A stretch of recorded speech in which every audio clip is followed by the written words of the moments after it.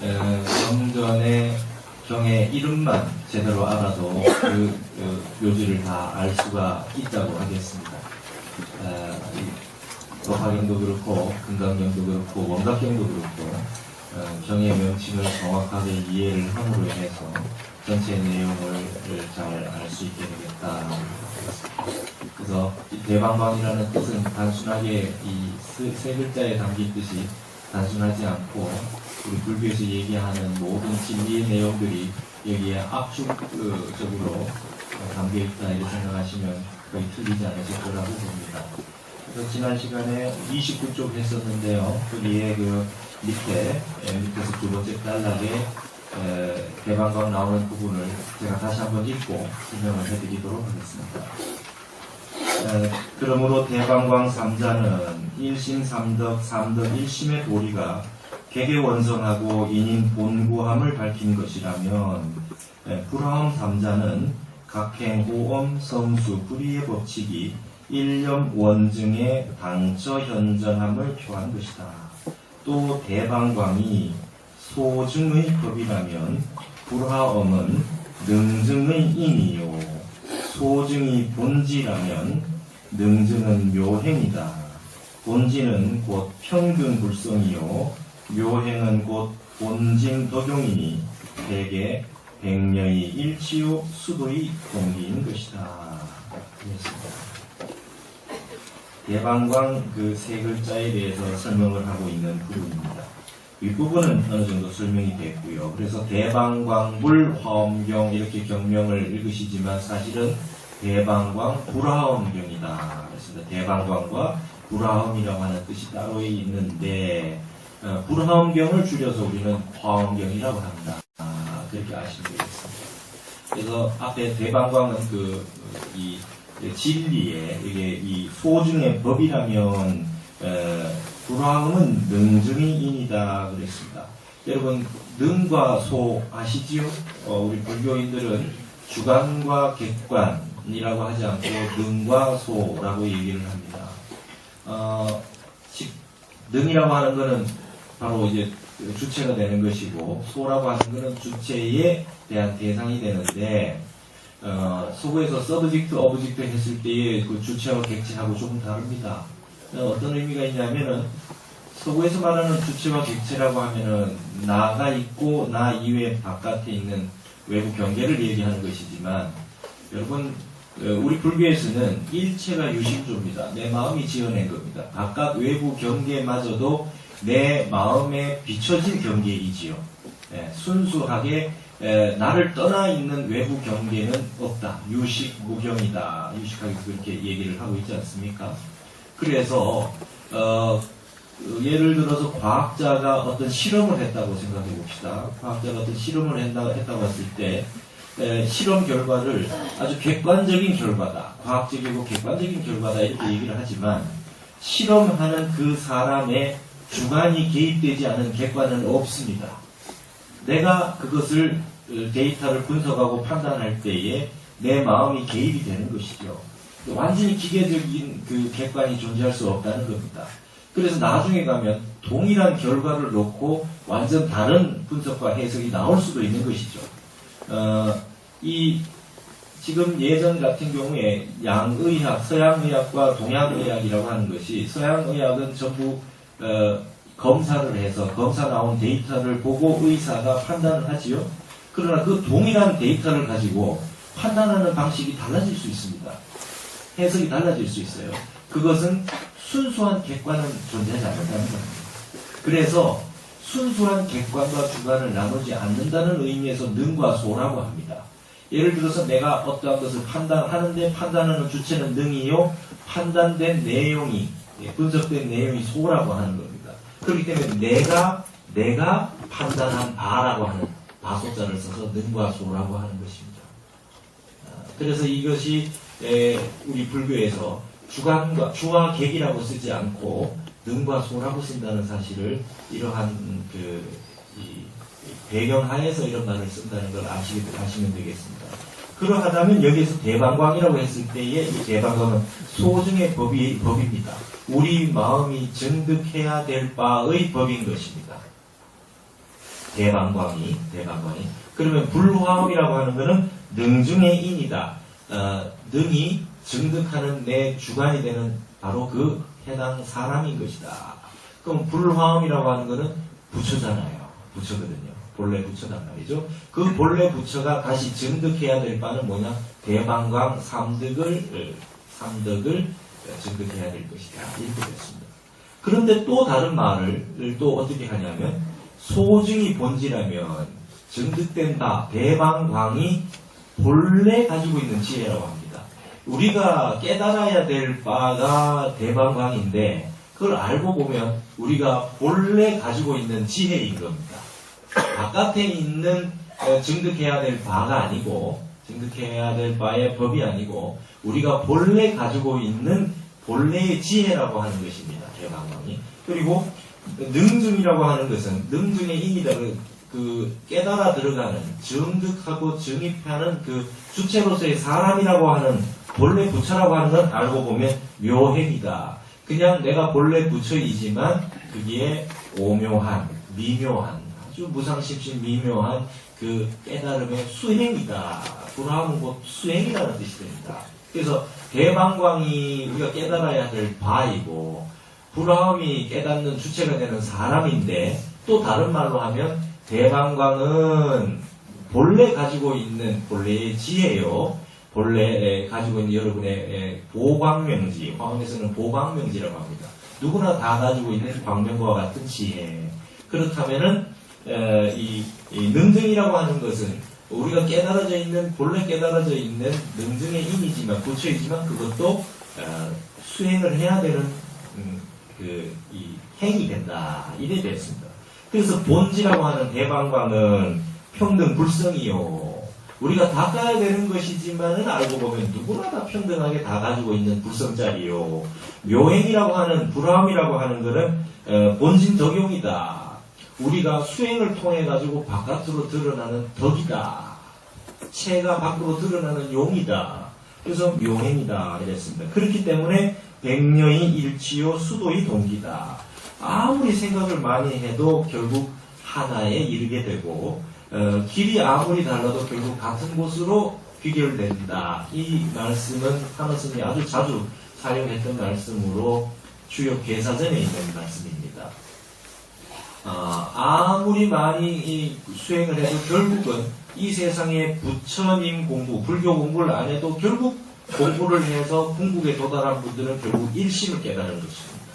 한 자리를 깨달은 거죠.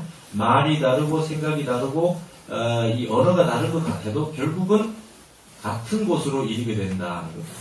천 개의 강물이 결국 하나의 바다에 이르는 것과 같이 깨닫는 바와 깨달아야 될 대상이 결국 수행을 해서 이르게 되는 자리는 바로 같은 자리다. 그래서 대방광이라고 하는 것이 결국은 불화음이라고 하는 것과 결국 하나가 되는 것이다. 이랬습니다.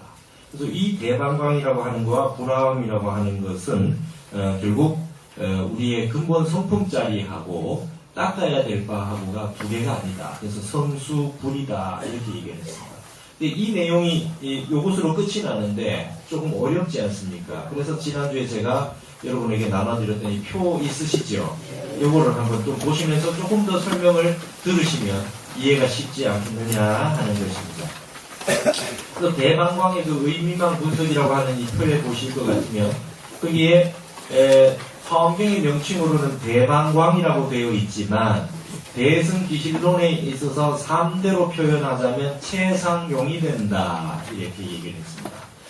여러분 그 대승기실론은 아주 우리 불교에서 이 전체적인 불교를 이해하기 위해서는 굉장히 체계적이고 이런 그 핵심적인 내용들을 가지고 있는데 핵심만 딱 요약을 하자면 1심, 2문, 3대, 4신, 5행, 6자 이렇게 돼 있어요. 네. 혹시 대승기실론 배우셨나요? 이 대승기실론의 내용이 그렇습니다. 1심이 있고 2문이 있습니다. 두 가지 문이 있습니다. 하나는 진여문이고 하나는 심생멸문입니다. 진여라고 하는 것은 변하지 않은 것이고 생멸문이라고 하는 것은 변하는 것입니다. 인연에 의해서 변하는 것입니다. 마음이라고 하는 거를 가만히 두 가지로 나누라 그러면 진여와 생멸로 나눈다는 겁니다. 하나도 움직이지 않는 그 본체 자리가 고요하게 있는 자리가 진여고, 마음이 일어났다 사라졌다 일어났다 사라졌다 하죠. 현상적으로는 이게 생했다가 멸했다가 생했다가 멸했다가 하듯이 그런 요소를 두 가지를 가지고 있더라. 그래서 1심에는 이문이 있더라. 진여문과 생멸문이 있더라. 근데 이걸 세 가지로 나누면 최대, 상대, 용대 이 세 가지로 나눌 수 있다. 이렇게 되어 있습니다. 그리고 요거는 지금 설명을 할 테니까 조금 이따 하면 되고요. 그리고 네 가지 믿음이 있다 그랬습니다. 사신, 네 가지 믿음이 있다. 불법승, 삼보하고 진여입니다. 네 가지 믿을 바가 불법승, 삼보와 진여 이렇게 네 가지 믿음이 있다. 그 다음에 오행이 있습니다. 5가지 행할 바가 있습니다. 수행할 바가 있는데 그것은 육바라밀인데 육바라밀을 마지막 2개만 합쳐놓은 겁니다. 여러분 육바라밀이 보시, 지계, 인요, 정진, 그 다음에 뭡니까? 선정과 반야죠. 선정과 지혜 바라밀입니다. 근데 맨 마지막에 2개를 선정과 지혜를 2가지를 하나로 썼습니다. 하나를 써가지고 지관이라고 해서 지관을 하나의 행으로 묶었습니다. 그것이 오행이 됩니다. 그래서 마지막 6번째는 육자입니다. 나무아미타불입니다. 이게 대승기술론의 구조입니다. 예. 여러분들이 지금 이제 1심, 그 다음에 이것이 2문입니다. 2가지 문이 있어요. 이거는 진여문과 생멸문이다. 그 다음에 3대가 있죠. 그 다음에 최대가 있고, 상대가 있고, 용대가 있습니다. 그 다음에 사신이 있어요. 4가지 믿을 게 있다. 믿어야 될 게 진여가 있고, 불법승이다. 그 다음에 오행이 있어요. 오행이 보시, 지계, 인요, 정진, 그 다음에 선정과 지혜바라밀인데 요거를 다른 말로 지라고 그러고 이것을 다른 말로 해서 관이라고 합니다. 요거를 정의 쌍수 들어보셨죠? 요게 선정을 정이라고 하고 이 관을 해라고 합니다. 또 다른 말로도 어떻게 쓰느냐 하면은 요것을 요거 사마타죠. 사마타. 이게 위파사나입니다. 위파사나. 사마타와 위파사나. 요즘 위파사나 수행한다고 많이 얘기하죠. 이게 위파사나입니다. 그 다음에 선정, 지혜, 지와 관, 정과 해. 그 다음에 성성적적 들어보셨어요? 성성적적. 성성하다가 하는 거는 아주 또록또록 깨어있다는 겁니다. 그렇기 때문에 이게 관인 거죠. 이게 성성적적한 거고 이거는 고요할 적자입니다. 그래서 보조보고에 보면은 이 성적 등지문이다. 성적을 함께 지니는 것이다. 그래서 성적 등지문이라고 그러고요. 정해는 쌍수라 이렇게 들어보셨죠? 정해 쌍수다. 지관을 겸수다. 함께 겸해가지고 닦아야 된다. 이렇게 했습니다. 그래서 선정과 지혜는 늘 한꺼번에 함께 가야 된다라고 하는 내용이 있습니다.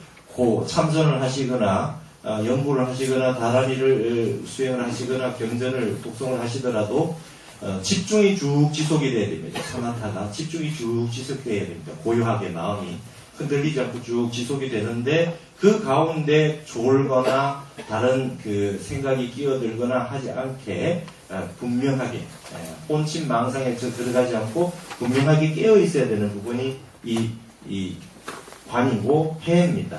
이 2가지가 한꺼번에 있어야 되기 때문에 지관이라고 하는 거를 오행에는 하나로 넣었습니다. 육바라밀 가운데. 그래서 이게 오행이 되고 여기에 육자가 됩니다. 그러면 이 모든 것들은 결국 나마미타불이라고 하는 이 6글자를 수행함으로 인해서 이것들이 갖추어지게 되어 있다. 그러나 이 모든 것이 결국은 우리의 일심에서 나오는 것이다 이랬습니다. 그러면 위파사나 따로 수행하고 사마타 수행 따로 하고 선정 닦는 것 따로 있고 위파사나 닦는 것 따로 있느냐? 그렇지 않다는 겁니다. 정 속에 해가 있고 해 속에 정이 있습니다. 마음을 고요하게 해서 고요한 상태가 지속이 될 것 같으면은 그 속에 깨끗한 마음 속에 밝은 지혜가 그 속에 담겨 있지. 선정 마음 고요하게 닦는 수행 따로 있고 마음을 지혜 수행을 위파사나 수행을 따로 있고 그렇게 있지 않다는 겁니다.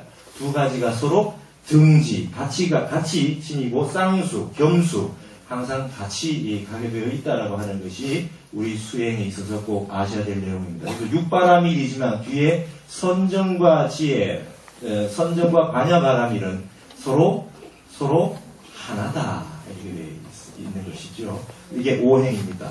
그래서 우리는 지금 여기에서 여기 지금 3대 여기 대방광이라는 겁니다. 예, 대방광이라는 거죠. 이게 대방광이라는 거죠.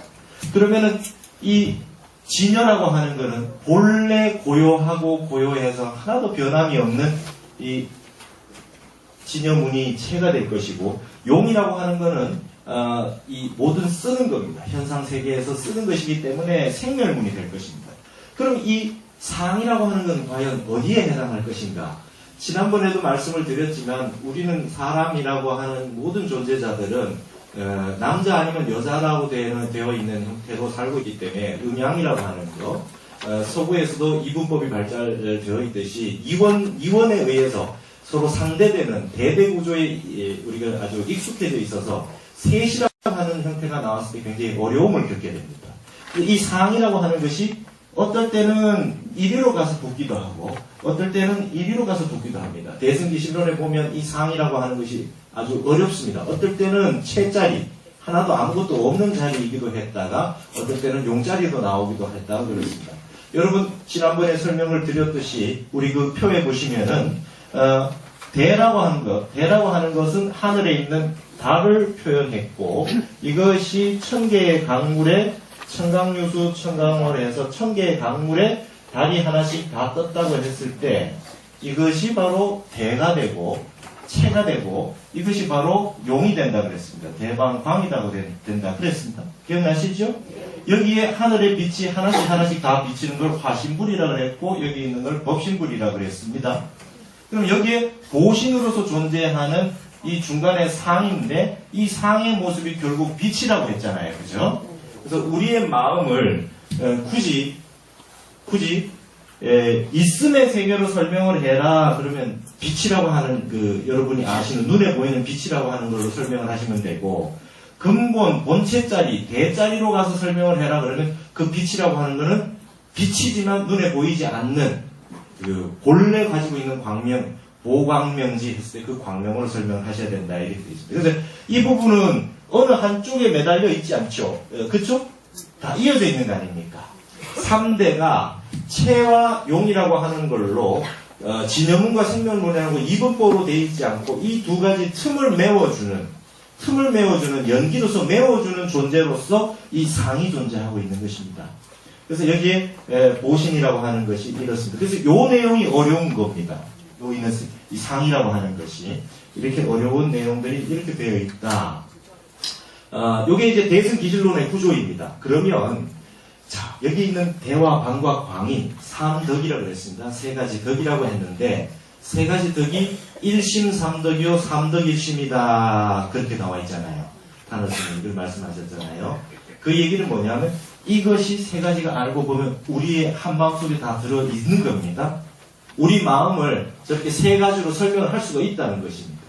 마음이 움직이지 않고 고요하기로 하자면 적적 요요해서 아주 고요해서 조금도 움직임도 없고 모양도 없고 색깔도 없고 이름도 없고 형상도 없고 시간과 공간이 끊어지고 생각과 언어 문자가 다 끊어진 세계 그 세계가 바로 진여문의 세계고 그게 바로 대방광의 대의 세계고 이 대의 세계를 바로 우리 금강경에서 반야신경이나 금강경이나 늘 나올 때 마하반야 바람일다 했을 때 마하입니다. 그렇죠? 마하가 이건 이 뜻입니다. 대라는 뜻입니다. 대라는 뜻입니다. 이게 마하반야입니다. 우리의 가지고 있는 본래의 지혜는 마하입니다. 체입니다.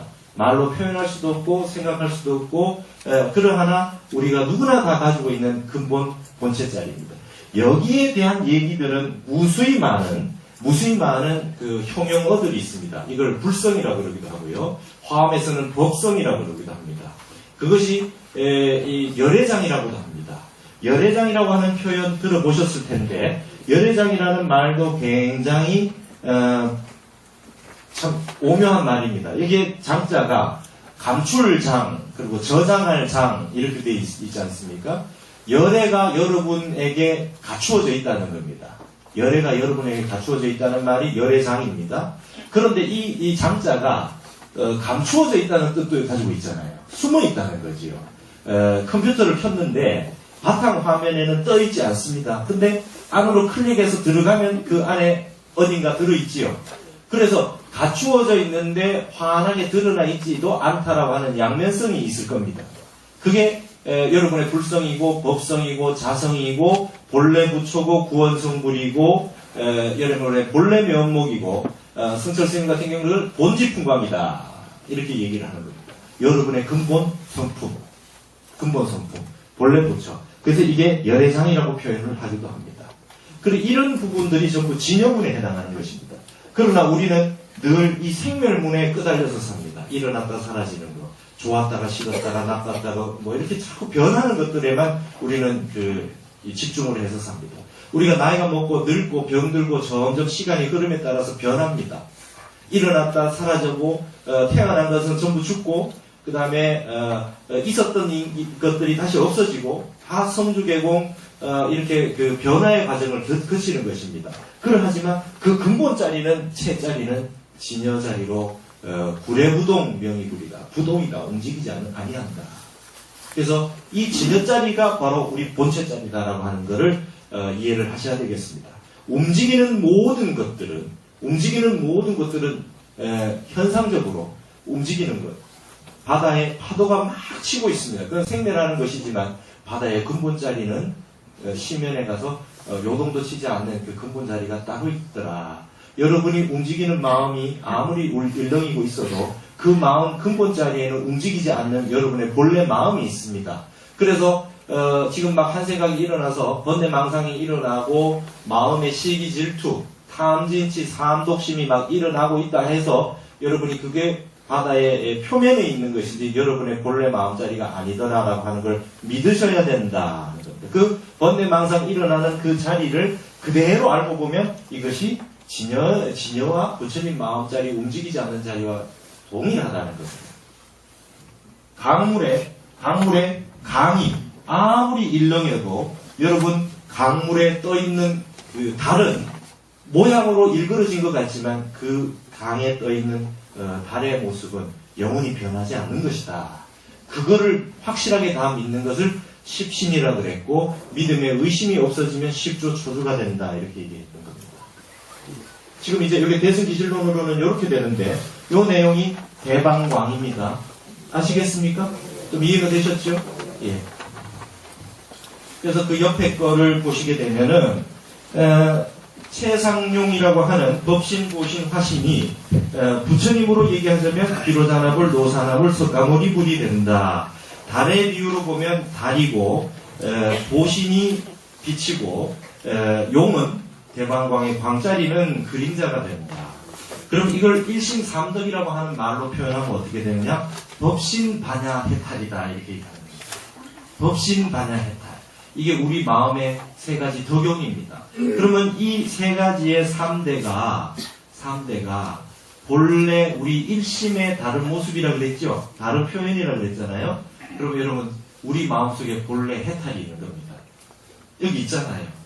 본래 반야가 있는 겁니다.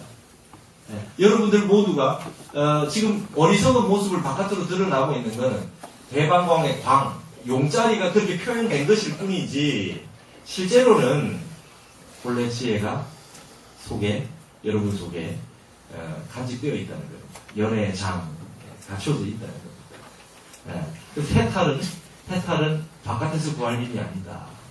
내 본래 해탈되어 있는 내 마음자리로 들어가면 해탈이다.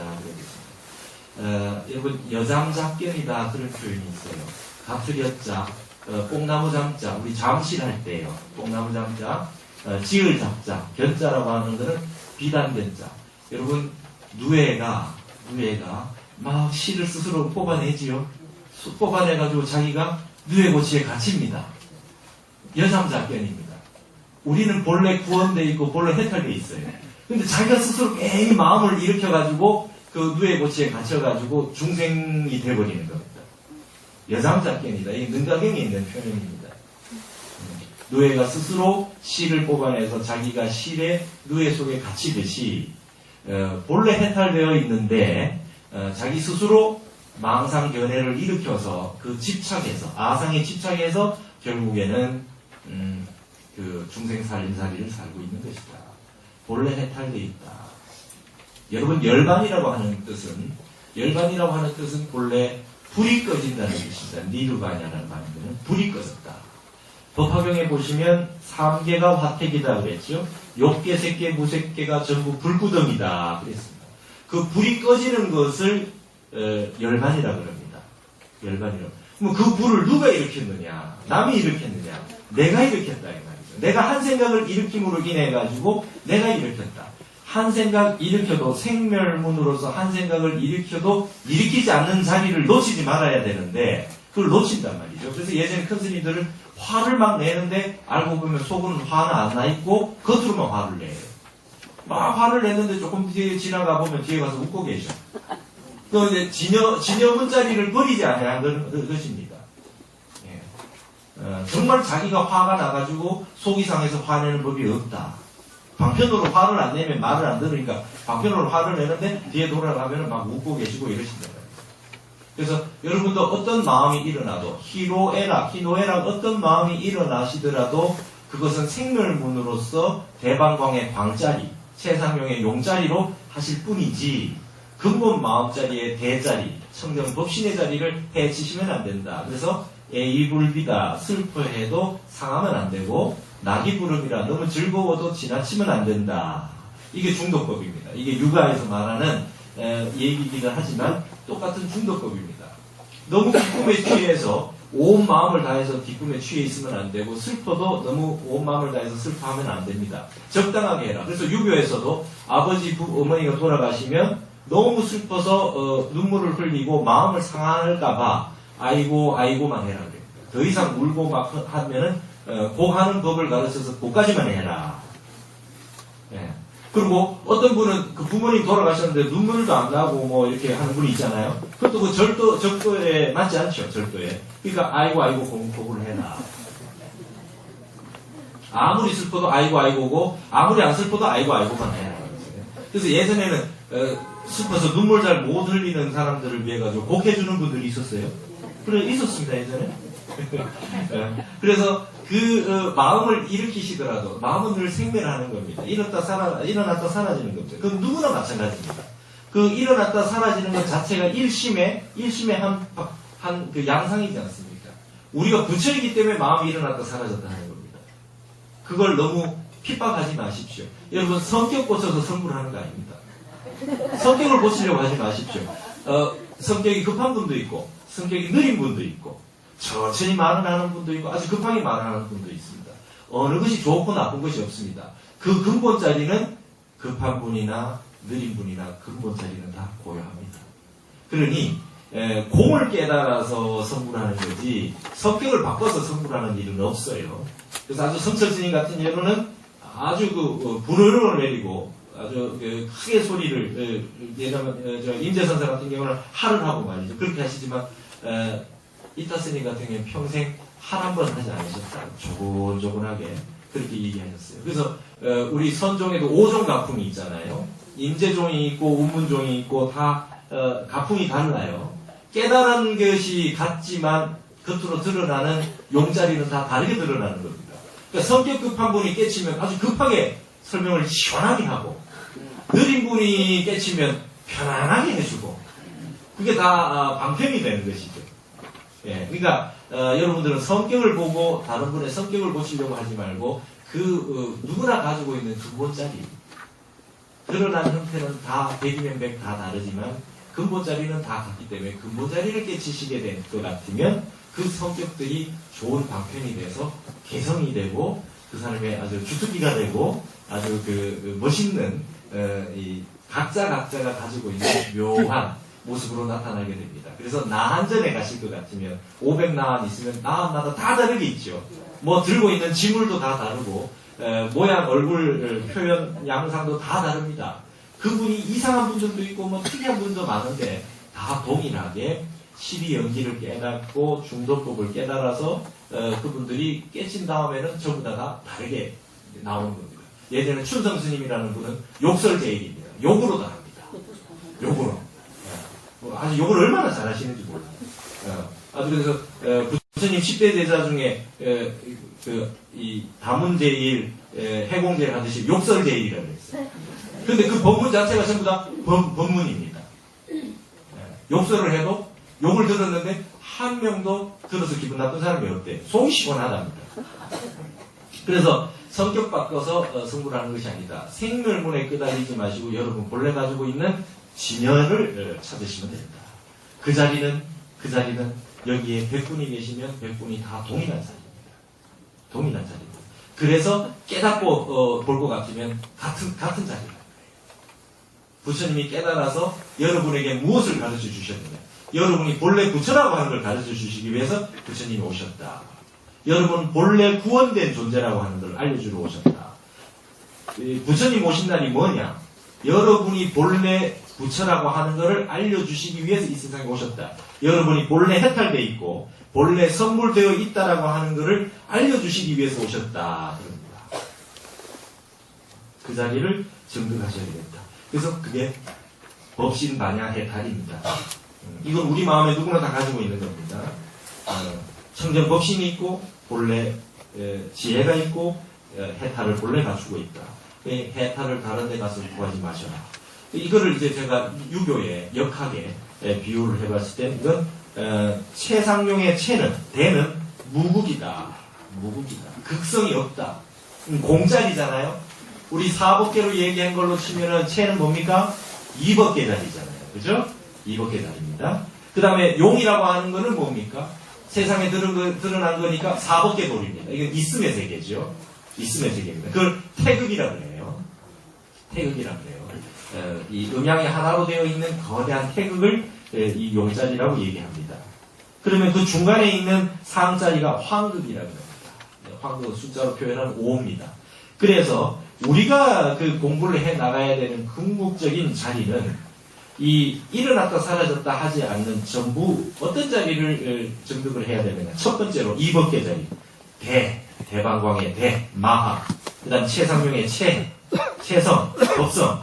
그 다음에 법신, 비로자나불, 근본 달. 그 다음에 무국자리.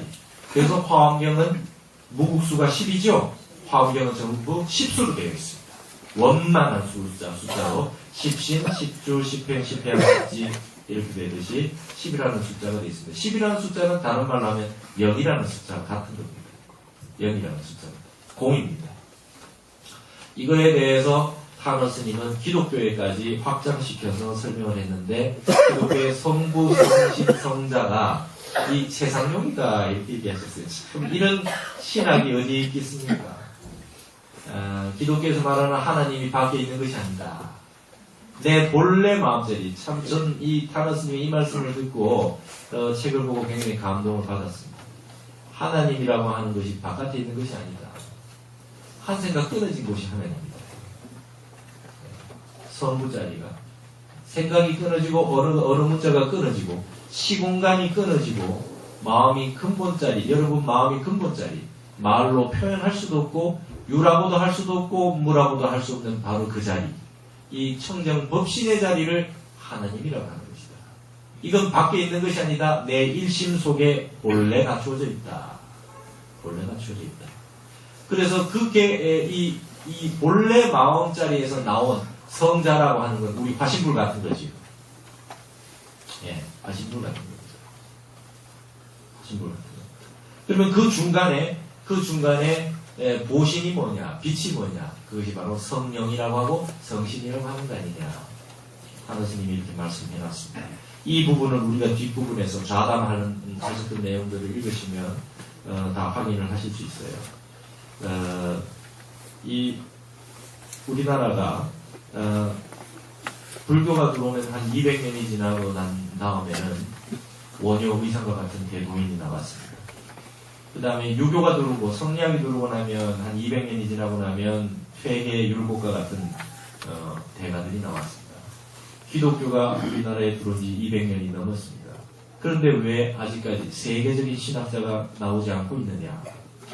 그것은 그야말로 불교가 들어오든 유교가 들어오든 우리나라의 한국 땅에 있었던 분들은 전부 깨달음을 바탕으로 해서 우리의 전통적인 사상과 마음을 가지고 이 깨달음을 가지고 그 내용들을 다 파악을 하고 알았기 때문에 독자적인 원효의상과 퇴계율곡 같은 분들이 나올 수 있었던 건데, 지금 우리의 신학이라고 하는, 기독교 신학이라고 하는 것은 우리 전통적인 유교, 불교, 우리의 전통 사상, 동양학 이런 모든 전통들 바탕 위에 있지 않고 그것들을 버리고 외국의 것을 그냥 가져오는 것 공부만 하고 있었기 때문에 한국적 신학, 세계적인, 지금 우리 원래대로 하면 말이죠, 세계적인 신학자가 나와서 전 세계 신학에 아주 큰 지평을 열어주는 그런 신학자가 나와야 될 때가 됐습니다. 근데 아직 나오고 있지 않다. 그것은 왜 그러냐? 불교도 공부하지 않고 유교도 공부하지 않고 우리 한문으로 되어 있는 이 세계에서 한소식을 해서 깨달음을 정립하지 못했기 때문이 아니겠느냐. 성구를 생각 끊어진 자리, 시공이 끊어진 자리, 대자리, 채자리, 법신자리라고 본래 부처자리라고 이렇게 설명해주는 이런 신학을 오히려 하나 스님이 해놓으셨다. 이 부분은 앞으로 우리 기독교나 우리 불교가 교류를 하게 되면 적극적으로 이런 얘기를 해야 됩니다. 그리스도 사상사라고 하는 책을 쓴 폴 틸리티라는 유명한 신학자가 있어요. 그 사람은 신앙이 뭐냐? 그러면 ultimate concern이다. 궁극적 관심이다 이래요. 하느님이 뭐겠느냐? 그것은 하느님에게 쫓아가는 것이 아니라 내가 인간이 생각할 수 있는 궁극에, 마음의 궁극 자리에 있는 것이 바로 신앙이요 하느님 아니겠느냐. 서양의 종교 사상가는 이런 식으로 얘기했습니다. 틸리 같은 사람 벌써 그런 얘기합니다. 우리가 생각할 수 있는 궁극, 마음이 끊어진, 마음이 근본 자리에 바로 하나님이 있지 않겠느냐. 서양에서는 이 신학을 제외하고는 형이상학이 구성이 되지 않기 때문에 그렇게 얘기를 하는 것입니다. 멋진 얘기죠. 그런 것은 벌써 타머스님이 이렇게 의미망으로 펼쳐놓은 것입니다. 그리고 그 밑에 있는 그 원의삼전, 우리 조계종이 지금 우리 마크로 쓰고 있는 동그란 마크에 점 3개 찍어놓은 것 말이죠. 이게 지금 우리가 하고 있는 대방광입니다. 예, 대방광입니다. 대방광. 그 3점이 대방광이요, 최상용이요, 법신보신화신이요, 달과 빛과 그림자요, 법신반야 해탈이요, 그러한 겁니다. 여러분 불법승이다 이렇게만 알고 계셨죠? 그러나 이 3점이 가지고 있는 본뜻은 일심삼덕. 우리의 본래 마음은 원입니다. 원흉무해한 원입니다. 그 마음 일심 안에 가만히 들여다보면 삼덕이 있더라. 세 점이 있더라. 이렇게 요 표가 이렇게 되어 있습니다. 우리 금강선언에도 마크가 점 3개 찍어 넣어서 일자로 이렇게 되어 있던데요. 선생님 그렇게 만들어 놓으셨던데요. 이제 금강선언 마크가 무슨 뜻인지 좀 아시겠습니까? 그 세 점이 삼덕이고 이렇게 밑으로 되는 일심이 아니겠어요? 좀 큰 스님한테 여쭤보지는 않았지만 저는 그렇게 하고 확신을 하는데 이게 일심삼덕입니다. 자 그러면은 그거를 뭐라 그러냐면 원의삼점이라 그럽니다. 그 이자라고 하는 그 이자 저 이자를 뭐냐 하면은 점이 위에 이렇게 한 점 삼각형으로 찍어놓은 점이 시단 문자 뭐뭐 말고요. 산스크리트 대화 나가리 말고 이 시단 문자라는 그 문자가 있었어요. 그 발음이 이라고 나는 발음이 있어요. 이라고 나는 발음이 글자가 이렇게 점 3개 찍어놓은 거하고 비슷하게 생겼습니다. 글자가. 그래서 요 이자는 한자는 그냥 그 이라는 발음을 가져온 것이지 그 저이자하고는 상관이 없고요. 그래서 원이 3점입니다. 그 안에 중간에 삼각형이 시단 문자에 이 발음 나오는 그 문자하고 같이 생겨서 원이 3점이라 그러고 혹은 이자 3점이라 그럽니다. 이걸 설명해 놓은 부분을 보면 하나님이 어떻게 설명했냐면 원이 3점을 종행병별 야남분이라 세 점이 세로로 늘어선 것도 아니고 가로로 늘어선 것도 아니고 세 점이 붙어 있는 병도 아니고 세 점이 떨어져 있는 별도 아니라는 뜻이다. 그렇죠? 여러분 이 최상용 삼덕이 하나로 늘어서 있지 않지요. 가로로도 늘어서 있지 않고 떨어져 있는 것도 아니고 붙어 있는 것도 아닙니다. 같은 것도 아니요 다른 것도 아니다. 불일이 부일이다. 하나도 아니요 둘도 아니요. 같은 것도 아니요 다른 것도 아니요. 그게 삼덕이 표현하고 있는 삼점이 표현하고 있는 내용이다. 이래 되어 있습니다. 그러면 무엇인가?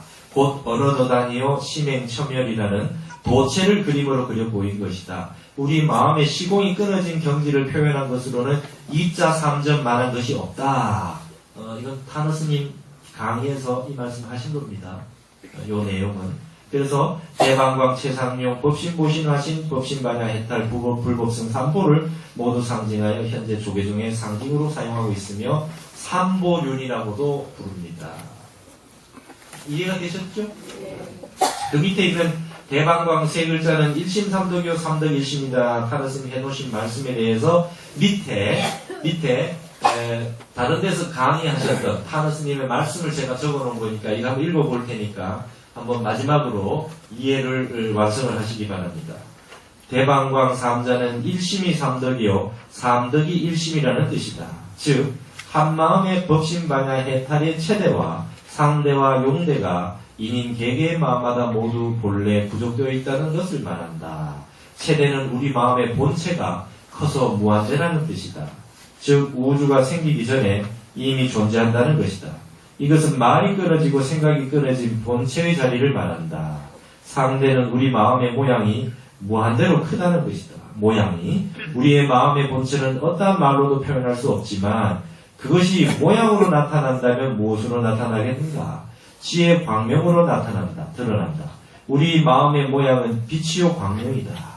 용대는 우리 마음의 작용이 무한대로 크다는 뜻이다. 한량없이 넓게 쓸 수 있는 것이 우리 마음의 묘용이다. 이 3대 가운데 하나만 있고 둘이 없다면 소승이다. 둘만 있고 하나가 없다면 권교대승이다. 3대 모두를 부족한 것만이 1승이요 불승이다. 따라서 대방광이라는 이름이 붙은 경전, 예를 들어 대방광 원각수다라 요의경 같은 경전은 3대를 부족한 요의경이라는 뜻이다. 대방광 원각수다라 요의경, 원각경의 원래 이름이 이렇죠? 네. 원각경도 대방광을 가지고 있다는 거죠? 하나만 빠져도 권교대승이고 하나만 있으면 소승이다. 이렇게 얘기합니다. 그래서 3덕을 다 갖추어야 1승이고 1불승이다. 요의경이다. 요의경은 깨달음으로 나아가는 근본을 가르쳐 주신 경전이다. 불요의경은 깨달음은 아니지만 방편설법이다. 그랬습니다. 이제 대방광 뜻이 좀 이해가 되십니까? 예, 이 표를 가지고 잘 활용을 하셔서 보시면 됩니다고 봅니다. 한 가지 우리가 달과 달의 그림자, 청강유수, 청강오리요, 말리문, 말리천다 아시지요? 하늘에 1000개의 강에 물이 있으면 1000개의 달이 뜬다 하는 그 내용이 바로 우리 화엄경의 내용인데, 여러분 세종대왕이 지으셨다고 하는 월인청강지국 아시지요? 오늘은 이제 그 얘기를 조금 하고 넘어갈까 합니다. 월인청강지국이 안에 있는 내용이 어떻게 되냐면은 7곡 9장으로 되어 있습니다. 여러분 제가 그 뒷페이지에 보실 것 같으면 41쪽 한번 보실까요?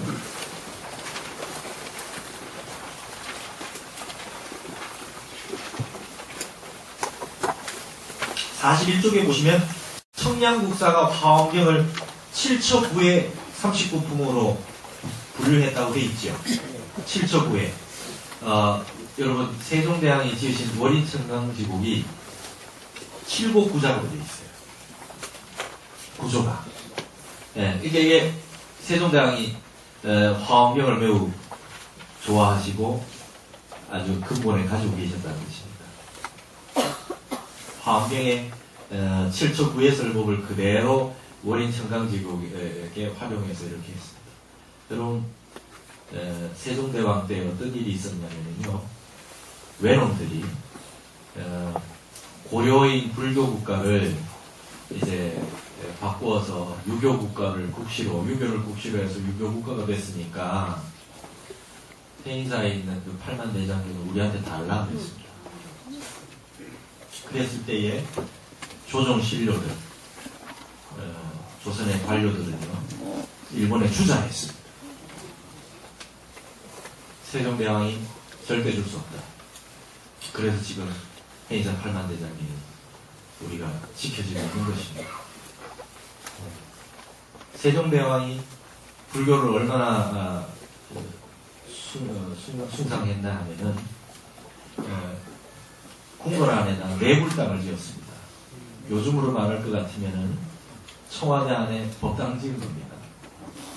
그래서 매일 거기서 기도를 사시애구를 하고 스님들이 불공을 드릴 수 있게 해주셨습니다. 거기에 상냥식 때 가서 골룡포 한벌을 하고 침향을 주셨어요. 여러분, 침향이 향 중에 제일 좋은 거 아시죠? 침향은 왕이, 국왕이 종묘에 혹은 사직단에 제사를 지낼 때 국왕만 쓸 수 있었던 향이 침향입니다. 왕이 와서 제사를 지낸다는 그 상징으로 침향을 썼습니다. 그러면은 예를 들어서 강화도 만이산 참정단에 하늘에 제사를 지내는데 왕이 가지 못할 때는 어떻게 하느냐? 침향을 보냈습니다. 그럼 왕이 대신 와서 제사를 지내는 것과 같다. 그럼 관찰사가 제사를 침향을 받아서 진행은 되지요. 내불당에 침향을 드렸다는 건 무슨 말이냐? 골룡포를 바쳐서 왕이 늘 와서 골룡포를 입고 부처님께 침향을 바친다. 그 뜻이잖아요. 이 정도로 세종대왕이 불법을 옹호하고, 비록 조선이라고 하는 나라가 유교를 국시로 했고, 아버지 태종이, 이방원이 불교를, 아버지는 이미 이방원은 누굽니까? 고려를 망하게 했는 어쨌든 이 세계를 바꾸려고 했는 분이기 때문에 불교를 탄압했겠죠. 그러나 세종대왕은 불교를 옹호해서 그와 같이 했습니다.